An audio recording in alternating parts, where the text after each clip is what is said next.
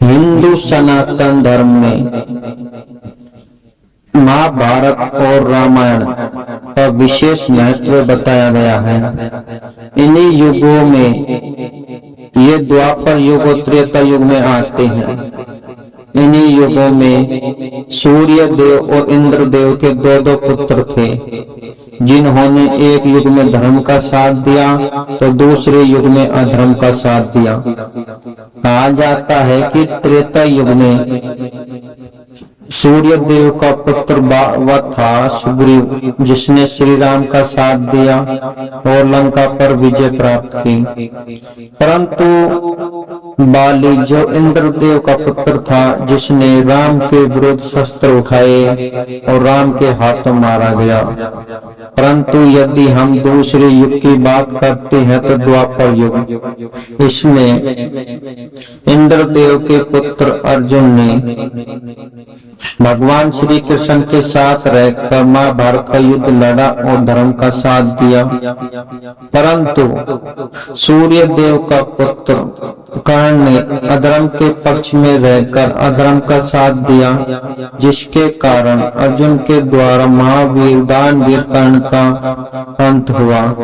कहा जाता है कि प्रत्येक युग में ही सूर्य देव और इंद्र देव अपने अपने पुत्र भेजते हैं और एक कल्प में वे धर्म का साथ देते हैं तो दूसरी कल्प में अधर्म का साथ में खड़े हो जाते हैं। अधर्म के साथ में खड़े होने के कारण उनका वध हो जाता है और वे भगवान की कृपा से वंचित रह जाते हैं। परंतु यदि वे धर्म का साथ देते हैं तो स्वयं भगवान उनके साथ रहकर उनके सभी कामों को करते हैं और उनको प्रत्येक युद्ध में विजय दिलाते हैं। ऐसा ही प्रत्येक युग में सभी देवताओं के अपने अपने पुत्र धरती पर आए थे, परंतु सूर्य देव और इंद्र देव के पुत्रों का विशेष महत्व रहा, क्योंकि इन्होंने प्रत्येक युग में अपनी भूमिका बहुत ही अच्छे तरीके से निभाई और प्रत्येक युग में अपने पिताओं का नाम रोशन भी किया। कहा जाता है कि प्रत्येक युग में ये दोनों के पुत्र बहुत ही अधिक शक्तिशाली थे।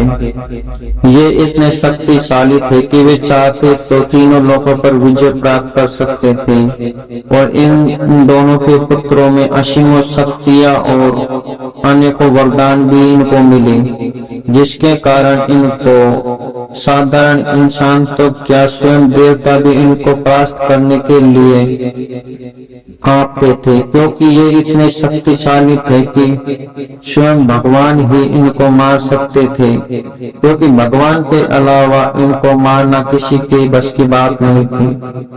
परंतु इन्होंने जब धर्म का साथ दिया तो भगवान भी इनके पक्ष में रहे और दूसरी ओर इनका वध भी किया।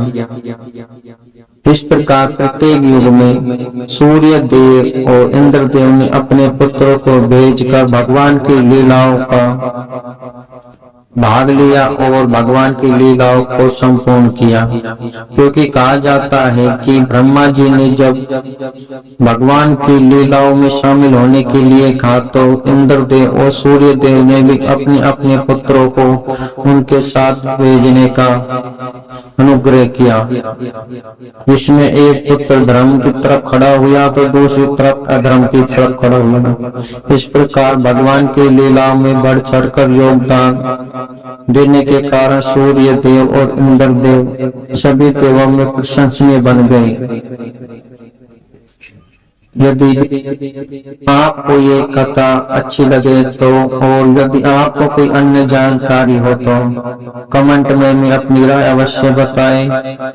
आने वाली प्रत्येक कथाओं के लिए चैनल को सब्सक्राइब करें ताकि आपको मिलने वाली प्रत्येक सनातनी कथा सबसे पहले आपके पास पहुंच सके।